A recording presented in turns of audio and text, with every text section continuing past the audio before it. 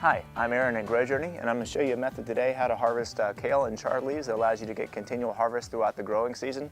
Where we are in the southeast, that means spring and fall. If you're in the northeast, that might mean just during the summer. So this is a white Russian kale that we're going to be showing you, but this again works on chard, other brassica plants, or even things like chicory. So the white Russian's a really beautiful plant. You can see here, these are actually a little densely planted. For the final spacing, you probably want them to be more about 6 inches apart, but we like to sometimes plant things a little densely and not thin them out as well as we should.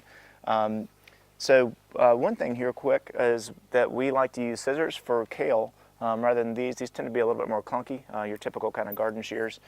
So these are more kind of a surgical instrument, so you can really get in there and cut out leaves very delicately without doing any damage to the plants around it.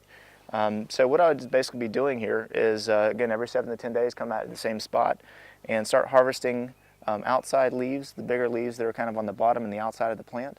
Those are ready for harvest, and I'm going to avoid cutting my inside center leaves, which are smaller, and those are going to be the ones that I'm going to harvest in 7 to 10 days as they mature.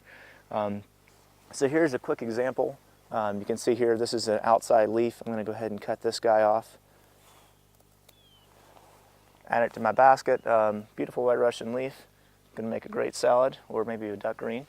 So I'll just continue to do that. Just go all the way around the plants, just harvesting the outside bottom leaves, working my way up, making sure to leave enough leaf material on the plants, on each plant, for it to continue to photosynthesize and put its energy into future growth.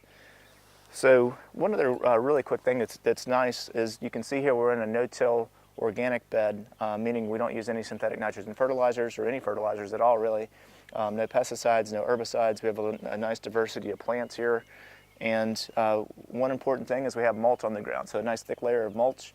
And what that does, it means you have really clean leaves as well. So this is feeding the plant, it's protecting your soil, holding in soil moisture. And so my plant leaves are really, really clean. I don't have to worry about necessarily even washing them off if I don't want to. There's no soil bouncing back up, like it would be in an exposed soil on a tilled bed. So that's another nice reason to use mulch in your beds. So I'm just going to keep on harvesting and filling up my basket with some nice white Russian kale today. Okay, and one other thing you're going to want to probably do if you're not going to eat your greens immediately is give them a nice rinse in cold water. Stick them in a Ziploc bag and put them in the fridge in the veggie drawer. That'll keep them good and crisp and fresh tasting and last up to potentially a week long in your fridge in that condition. If you don't do that, they might get kind of limp, and that's not going to be great for you as far as just having a good pleasant experience. So the other thing I'm going to want to do, last little tip, is make sure to practice good garden hygiene. So I'm going to want to clean my tools in hot soapy water after I'm done with them, just so I'm not potentially spreading disease or other things around in my other plants if I'm harvesting something else tomorrow. So I'm going to keep harvesting, get a few more leaves here to make a nice salad, and that is as delicious and fresh as organic food gets. Isn't that beautiful? In using this harvesting method, we guarantee that you're going to have enough kale to share with your friends, your family, and maybe even a duck.